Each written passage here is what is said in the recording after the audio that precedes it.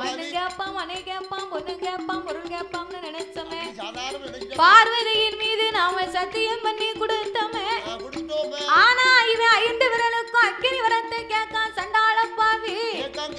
யாரக்கா நாளை புண்ண என்ன நினைச்சு உன் தலையில கைய வச்சேன்னா